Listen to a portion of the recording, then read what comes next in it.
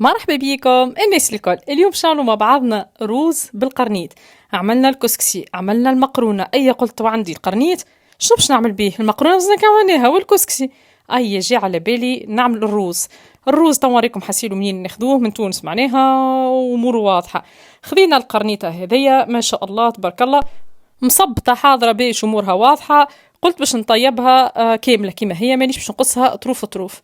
لهنا فما شكون يحب يسلخها ينحي لها القشره الكحله ذيك البرانيه نتاعها، وفما شكون يخليها عادي ما تضرش، تغمق الصوص شويه وكهو سينو ما تضرش، ما عندها حتى مشكله. لهنا حطيت باش نغسلها من الاول، نحي لها الراس نتاعها، قص لها الراس، وبعد نقص لها العينين كوين شيره العينين، ومن بعد نقص لها العينين نتاعها. ساهل تنظيفها ما فيه حتى شيء. كيما قلت لكم بالسلخان تنجم تغطسها في شويه ماء دافي سخون، معناها مش دافي شويه مسخون، وتجبدها وتسلخها معناها عادي تتقشر معاك.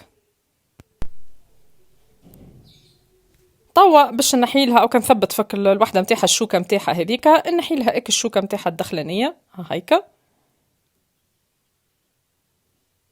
او كنا نشوف معناها البلاصه منين بتتنحى بالساهل. القرنيط الصغير تنحى فاسيلمون بصبعك تدزها تنحى، وهكايا تبدا كبيره بالسكينه ندور عليها قرقشها ونخرجها.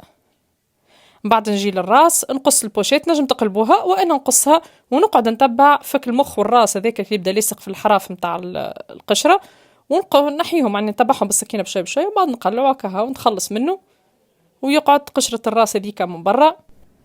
وطو بعد ما كملنا نظفناها نغسلوها.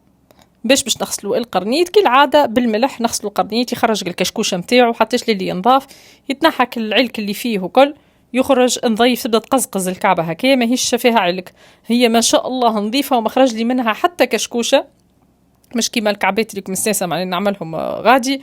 الحقيقه ما شاء الله نظيفه وامورها واضحه، لا معلكه لا حتى شيء. قد ما حفركتها قد ما دورتها مساسه نورمالمون كي نفرك القرنيطه كيكه تخرج منها الكشكوشه ما شاء الله، وشللتها مليح مليح مليح باش ما تقعدش فيها الملوحه، راهو تملح لنا الماكله من بعد. وبعد طوا حطيت باش نطيبها في الكوكوت، وحطيت زيت في الكوكوت، ومن بعد حطيتها على وجهها ونقعد نهبطها هكايا ونعمل لها الفورمه اللي باش نزين بها من بعد. خاطر تهبطها مكمشه تطلع لك مكمشه، تهبطها مفتحه كي الورده تطلع لك مفتحه كي الورده. هاو كنتي كيفاش تحب تعملها، تنجم تحطها في الماء يغلي سخون والا في الزيت طول كيما هكا. انا طوا حطيتها في الزيت، خذيتك الفورمه ديك وبعد صبيت عليها زيت سخون بالطبيعه، ومن بعد صبيت عليها الماء بالطبيعه مش سخون يغلي باش ما يترشقش عليكم دايك التشاش هذاك، وحطيت عليها 2 كيسين ولا 3 كيسين ماء، الماء اللي باش تستحق له هذاك هو. ومن بعد توا باش ناخذ طماطم وباش نعمل توا الطماطم للصوص متاع الروز. لهنا تنجموا تعوضوا الطماطم هذيا كلها بمغرفه كبيره ونص طماطم معجونه. انا باش نعملوا طماطم فرشكه، ما عندها توا تقريبا هذا العام الثاني ما عادش تستعمل الطماطم الحكوك جمله، والله برافو ليها بصراحه. الطماطم الخضراء هذه تشريها ترحيها وتحطها. هاني وليت نعمل كيفها. وطماطم تونس كل عاده نعرف ندور ونقول مش كيما طماطم الخارج، وتبدا في وقتها مش كيما غير وقتها. اللي يحب يعمل عولته يخبيها من توا ويحطها في الكونجيلاتور، والا يعملها شيحه ولا كيما يحب هو، يكون هكاك خير وانفع. وحطيت معاهم تقريبا راس صغير ثوم والا 6 سنون ثوم هكاكا، ورحيتهم الكل مع بعضهم مليح مليح حتى يوليو كي البيوري. طبعا بعد ما غليت القرنيطه الغلوه الاولى طبعا باش نحط نفوحها. الغلوه الاولى هذيك تقريبا خذيت ربع ساعه ولا حتى اقل شويه باش نشوفها هكا ملوطه كيفاش. شوفوا ما شاء الله كل الحموريه نتاعها وكل اللون نتاعها. عاود توا رجعتها وباش نصب عليها هيك الصوص اللي عملناها مع بعضنا. حط عليها مغرفه كبيره هريسه عربي عندي حلوه هذيك علاش حطيت برشا، ومني باش نحمر بها حطيت وريقات رند، حطيت الملح، عندي شويه فلفل زينه حطيته حار حار حار على الاخر، وعندي طماطم شيحه مرحيه مغرفه وحطيت الكركم والفلفل الاكحل وكفوحوا على كيفكم كيما تحبوا نتوما، التابل والكرويه. وباش نحط لها كعيبه بصل، باش نحطه في الكبير خاطر كل شيء باش يتصفى من بعد. كي نعملوا روز ونحبوه هكا يكون نظيف وكل كعبه بجنب بختها ما نحطوش فيها الديشي، ديشي متاع البصل، ديشي متاع الطماطم، ديشي متاع الثوم، الكل وهذاك ما يعطيش منظر مزيان للروز. باش نحط لها اسفناريا، نقصها منها تبننها ومنها نزينو بها.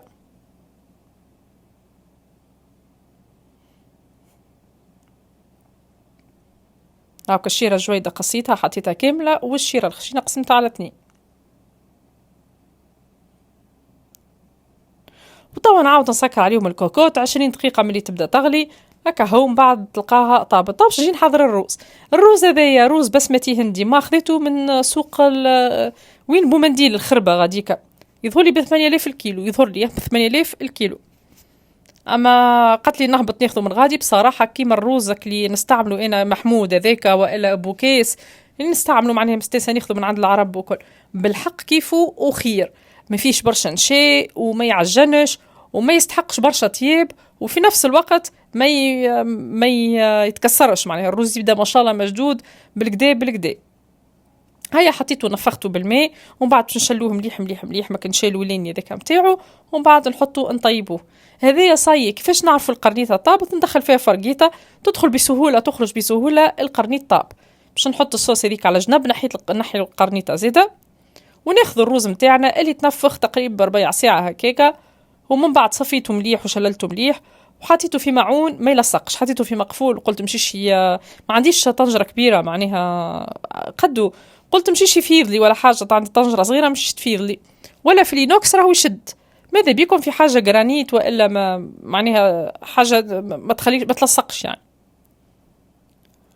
حطيت له الزيت وخليته يتقلى شويه، فك الزيت، القرنيطه هبطتها وهبط الكراس نتاعها، ومن بعد نجي ناخذ الصفيه، ما لقيتش الصفيه الكبيره لقيت الصغيره، بعد اختي ربي يبارك لها لو جات لي الكبيره لقاتها لي، وكملت صفيت الصوص كلها صبيتها او كان عصرها عصران. نحي اكل السفناريا ما نخليهاش، والباقي الكل نعصره نتخلص منه، الماء نتاعو هاكا يهبط فوق الروز هذاك الديشي ما عادش حاجتي بيه، هاكا هو يمشي على روحه.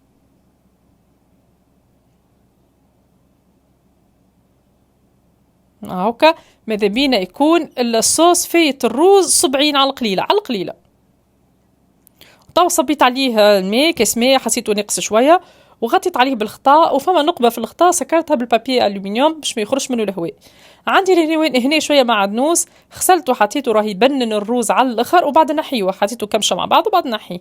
الفلفل الاخضر كيف كيف نسيت باش نحطه، هاني توا خلطته حطيته قصيته جويده هكاك باش يطيب فيسا، ولا تحطوا قرون جويدين، وغطيت عليه ويقعد تقريب حتى 20 دقيقه يطيب على نار هاديه. عملت معاهم سليطه خس وطماطم. جبت الطاجين اللي باش نقدم فيه الروز من بعد ما طاب صايي نقاوه مفرك كل كعبة وحدها، تذوقوا كانوا طري فبها ونعمة، كانوا يابس زيد رش عليه شطر كاس ماء رشوا رشين، خلط تخليطة صغيرة والا خليه كيما هكاكا وغطي عليه ويكمل يطيب في راحة من عقله. صبيتك الروز ما شاء الله، قعدت تجمر هكا منه شوية في القاع، اما هو مفرك وطايب ما شاء الله في حقه. واللي باهي فيه الروز البسمتي ذا يقبل الطياب، معناها كان زدتو مرقة أخرى راهو زاد طويل أكثر وطاب أكثر. طبعا نطلع كعبيتك الفلفل هذوكم اللي دخلتوا مع الروز، ونحط القرنيطة فوقه. خسارة الإضاءة مش مساعدتني جملة، معناها ما كمش بتراو في اللي أنا نرى فيه يعني اون ديتاي. المهم راهو حاجة روعة ومزيانة، وخاصة بنينة. خسارة جاي مفلفل شوية حار شوية للي ما يحبش الحار، أما اللي يحب الحار راهو بالحق فاوحة ما شاء الله وبنين. قرنيطة لا طايبة مسبقة لحد شيء تلمخ تعقدت من الحاجات اللي ما فيهاش نكهة وما فيهاش مطعم حسيل وكا. وهذه وصفتنا كانت لليوم، قدمت معاها شوية أكل بطيخ وسلاطة، إن شاء الله تجربوها وإن شاء الله تعجبكم، وفي حلقة أخرى ووصفة أخرى إن شاء الله، وبسلامة.